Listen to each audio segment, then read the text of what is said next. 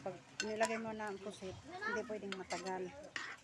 Kasi ang pusit hindi mo na makakain para ng guma. Ganun lang. Ano siya. Tapos, ilalagay ko ang sayote.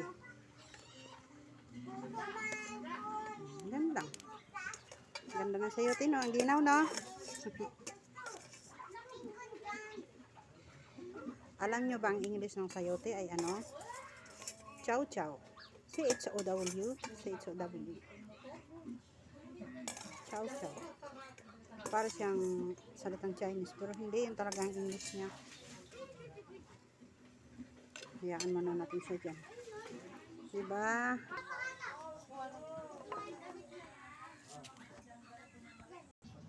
Tingnan natin, ha.